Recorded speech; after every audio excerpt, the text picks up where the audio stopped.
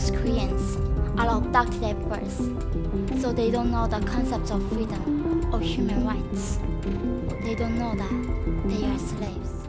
In the West, there's a notable lack of familiarity with Asia and its daily existence on this vast continent. This lack of awareness extends particularly to the Democratic Republic of Korea, more commonly referred to as North Korea, an East Asian nation unlike any other worldwide since the armistice that ended the Korean War in 1953. North Korea has consistently isolated its citizens from the rest of the world. Governed by leaders often seen as despotic and overly suspicious, the country's internal workings are largely a mystery. Beyond accounts from intelligence agents and distressing stories from those who have defected, our understanding of North Korea is confined to what the regime permits. Here are 15 of the strangest phenomena exclusive to North Korea. Number 1. North Korean computing system and internet. The Democratic Republic of Korea, or North Korea, exerts rigorous control and oversight over its citizens' information access, specifically concerning the computing system and internet. To begin with, to possess a computer, individuals must acquire special authorization from the government, and each computer is recorded with the police as though it were a hazardous weapon. Though the government hasn't entirely outlawed the internet, the majority of North Koreans can't even contemplate owning a computer, much less accessing the internet. Only a minor fraction of the populace utilizes computer labs in workplaces, universities, and cyber cafes within major cities. The Korean internet diverges from the global standard, functioning as an intranet in actuality. The system called Kwangmyong, or Bright Star, operates on pirated Japanese versions of Microsoft software, resembling what the internet looked like around 1994. Primarily serving governmental functions and foreign users, the internet in North Korea does include some broadband infrastructure, with fiber optic connections between significant institutions. Most individuals and establishments are supplied online services through a free, domestic-only network. It grants access to the worldwide internet, but restricts it to a select few. According to the BBC, since 2016, users can reach fewer than 30 websites, a fact inadvertently revealed by an American engineer, exposing the propaganda, government affairs, tourism data, recipes, and North Korean films allowed by North Korea. These websites are simplistic and sluggish to load. Some global internet access is permitted within educational facilities, like Pyongyang University of Science and Technology, but such access is closely watched. In April 2016, North Korea prohibited Facebook, YouTube, Twitter, and South Korean content. Reports emerged in January 2021 that the nation was preparing to transition its network from the existing 3G to a more advanced 4G network. Number 2. 3 generations of punishment. In North Korea, the policy of 3 generations of punishment is practiced with severity. If a crime is committed, the accused faces harsh consequences, but the punishment extends beyond the individual. It is not merely the accused who endures and receives a penalty. North Korea enforces a kin punishment policy. According to this principle, if you violate the law, it's not just you who will be penalized, but also your parents, grandparents, and children.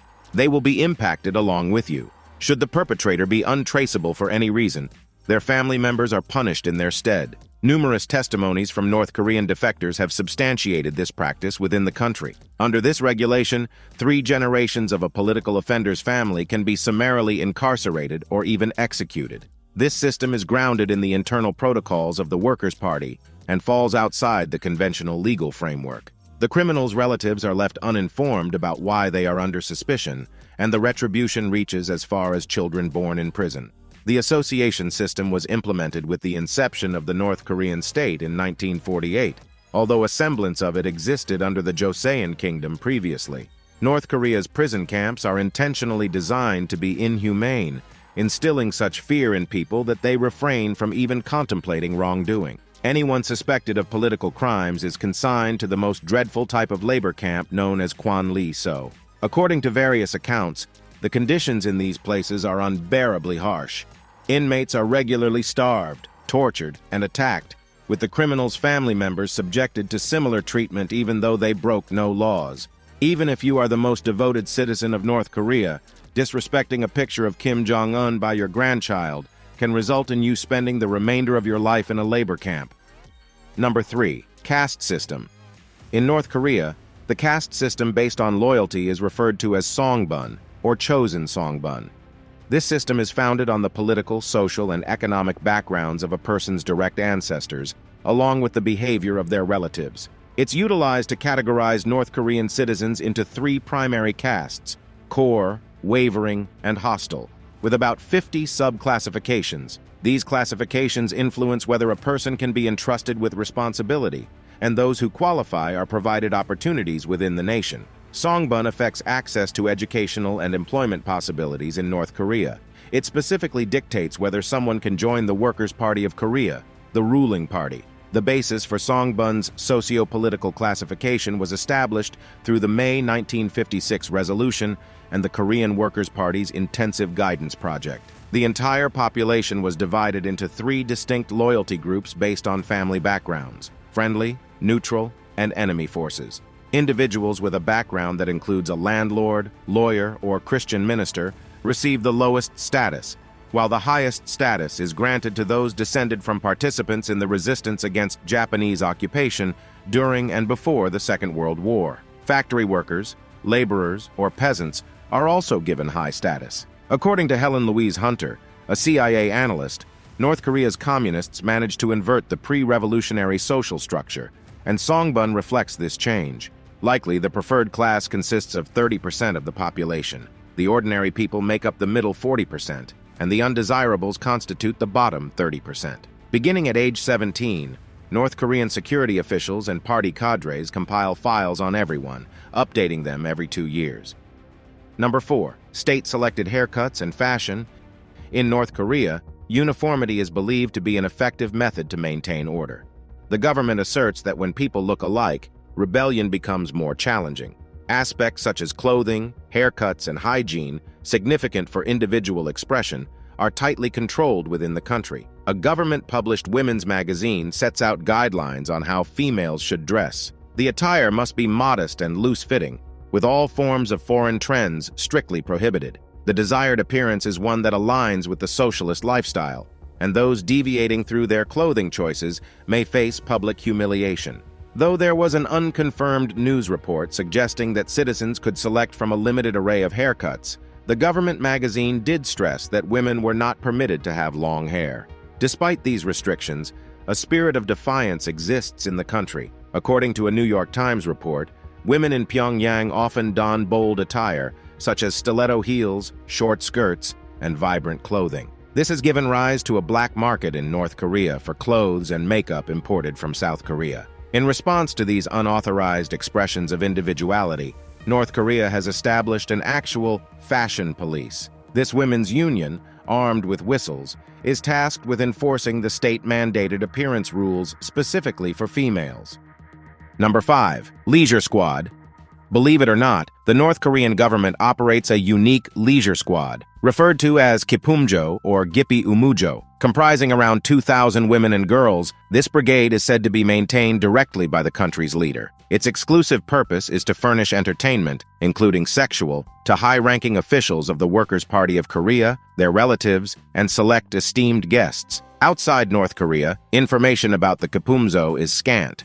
Most knowledge regarding this pleasure squad comes from defectors' accounts. Mi Hyang, one such individual, disclosed to Marie Claire magazine her experience as a Kipumjo member. Additional insights were provided by Kenji Fujimoto, Kim Jong-il's former chef, and British journalist Jasper Becker, who shared details from a former bodyguard. According to the revelations, each pleasure group is divided into 3 sub-teams: the Manjokjo, or Satisfaction Team, the Hangbokjo, or Happiness Team, and the Gamujo, focusing on dancing and singing. A book featuring interviews with North Korean defectors unveiled that girls nationwide were recruited as Kipumjo members, adhering to governmental standards. American journalist Suki Kim, who lived undercover in North Korea, mentioned virginity as one of the criteria, with schools nominating fitting teenage girls for recruitment. Parents of the selected girls reportedly receive elevated status and monetary incentives. Kipumjo members must undergo strenuous training, and many women are said to retire from the group at age 22, often marrying into the nation's elite. In 2015, Kim Jong-un reportedly sought new Kipumjo members after his father's previous group had been dissolved. This recruitment and training process in 2015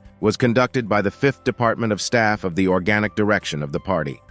Number 6. Daily power cuts. For several years, North Korea has faced persistent energy deficiencies, and nighttime satellite images of the country reveal the gravity of the situation. While the nation has made remarkable strides in its weapons program under Kim Jong-un's administration, it continues to struggle with significant power shortages even 7 decades after its inception. In satellite imagery, North Korea manifests as a dark quadrilateral framed by China and South Korea. Solar panels are now a common sight across city balconies, providing some relief to the power woes. In order to study at night, students often resort to gathering under streetlights, as most parts of the country experience nightly power outages. Historically, this has not always been the case. During Japanese colonial rule, North Korea was cultivated as an industrial center, boasting some of the most advanced power generation capacities in East Asia, even surpassing Japan according to some accounts. However, the situation deteriorated after the Soviet Union's collapse, as North Korea lost access to heavily discounted spare parts and technical know-how. World Bank statistics reveal that only 1/3 of North Koreans have access to electricity. The authorities distribute power based on priority, and more often than not, the industrial sector takes precedence over the residential areas, further exacerbating the daily power cut struggles for ordinary citizens.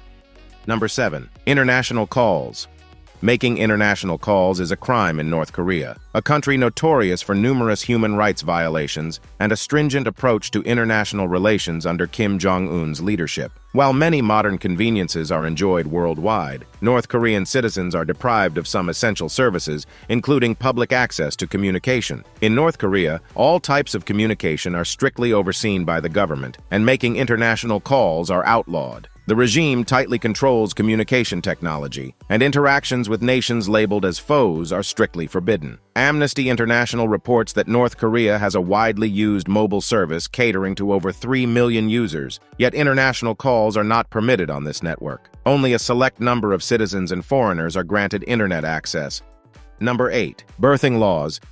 Birthing regulations in North Korea stand in stark contrast to most of the world, governing not only the rights of mothers, but also the status of children. Under North Korean law, unmarried mothers cannot legally register their children's birth, effectively depriving these children of legal protections within the isolated nation. This policy became widely known in 2020, when unmarried mothers in South Pyongyang province arrived at hospitals with their infants for vaccinations, only to have their children turned away. Children were born to unwed mothers are denied even the most basic necessities, including food and health care. Furthermore, North Korean mothers must adhere to a peculiar and stringent set of rules during childbirth. They are forbidden from giving birth in the presence of others, leaving them to go into labor alone. Post-birth, mothers are not allowed to see their families or even their husbands for a full week. In the rare occurrence of triplets, the children are handed over to the state, reflecting concerns about the country's declining birth rate. The children are returned to their parents when they reach 4 years of age. North Korea's decreasing fertility rate has prompted the government to urge women to have more children, framed as a patriotic duty to secure the future of the motherland. Number 9. K-pop could lead to death in North Korea, as the nation has waged a cultural war, urging its citizens to avoid anything connected to South Korea. This includes fashion, hairstyles, music, and even slang. Over the past decade, South Korea has become a significant cultural powerhouse, with products like makeup, skincare, K-pop, K-dramas, and more, enchanting fans globally. However, North Korea is determined to prevent the influence of its southern neighbor from crossing its borders. In previous years, North Korea has executed at least 7 individuals publicly for watching or disseminating South Korean K-pop videos. North Korean leader Kim Jong-un has described K-pop as a vicious cancer, openly displaying his contempt for the musical culture of his neighboring and long-standing rival state. Since coming to power, Kim Jong-un has waged a campaign against all South Korean entertainment forms, claiming that they corrupt the minds of the North Korean populace. Under a law enacted in 2020, distributing South Korean entertainment could result in the death penalty. It was also Kim's initiative to publicly execute those guilty of watching or sharing the prohibited content. Hyesan in South Korea, where many North Korean defectors reside, is considered the main entry point for outside information, including South Korean entertainment on computer memory sticks. Therefore, Kim has made it his mission to halt the K-pop infiltration originating from this city.